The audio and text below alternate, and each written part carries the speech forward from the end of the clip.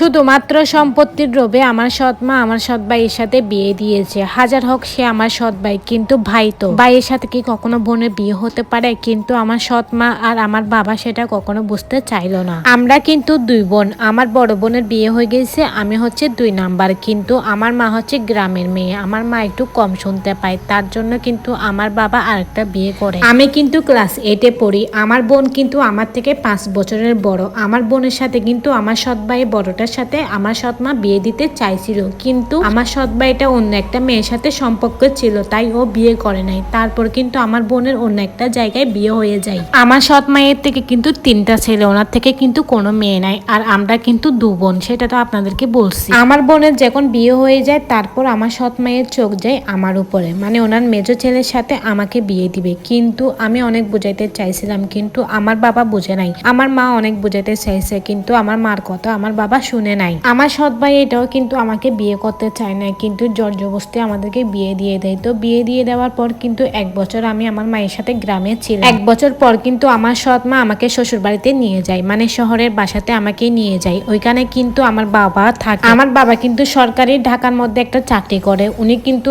আমার মাকে গ্রামের মধ্যে একটা বাড়ির মধ্যে ফেলে রেখে চলে আসছে। যেহেতু আমার মা গ্রামের মেয়ে, কানে একটু কম শুনতে পায়, তাই উনি আমার মাকে অনেক বেশি অবহেলা করে। আর আমার সৎ মাকে কিন্তু উনি অনেক প্রচুর পরিমাণ ভালোবাসে। তো আমার বিয়ে হয়ে যাওয়ার পর আমি যখন শ্বশুর বাড়িতে গেলাম, মানে আমার সৎ মায়ের বাড়িতে গেলাম, ওইখানে দেখি আমার সৎ ভাইটা আমার সাথে অনেক বেশি অত্যাচার করতো। উনি আমাকে একদম সহ্য করতে পারতো না, আমাকে মারতো, গালাগালি করতো। কিন্তু এসব কিন্তু আমার বাবাই দেখতো। উনি তো আমার নিজের বাবা, কিন্তু উনি তো আমার নিজের মা না। নিজের বাবা হয়ে কিন্তু উনি ওইসব সহ্য করতো, আমাকে কিছু বলতো না, ওনার ছেলেকেও কিছু বলতো না। আমার চোখের সামনে উনি অন্য একটা মহিলার সাথে রুম শেয়ার করতেছে, কিন্তু আমার বুকটা ফেটে যাইতো, আমার কিছু করার ছিল না। আমার মায়ের জন্য আমার খুবই কষ্ট হতো। আমার মাকে ওইখানে রেখে উনি এখানে ফুর্তি করতেছে। তো যেমন ছেলে তেমন তো বাপ হবে, তাই না? আমার স্বামী কিন্তু আমাকে কখনো স্ত্রীর অধিকার দেয় নাই। আমি কিন্তু মাঝে মধ্যে শুনতাম উনি নাকি অন্য মেহিদের সাথে অবৈধ সম্পর্ক করতো, রাত কাটাতো, গাঁজা খাইতো, হিরোইন খাইতো, এসব খেয়ে দিয়ে এসে আমাকে মারামারি করতো। তারপর এভাবে আমাদের জীবন যাপন যাচ্ছে। তারপর কিন্তু আমার একটা মেয়ে হয়ে গেছে। তো মেয়ে হয়ে যাওয়ার পর মনে করলাম ও সবকিছু ঠিক হয়ে যাবে, কিন্তু দেখি না, কোনো কিছু ঠিক হচ্ছে না। উনি কিন্তু আগের মতো এসব চালা যাচ্ছে। শুধুমাত্র আমার সৎ মা সম্পত্তির রূপে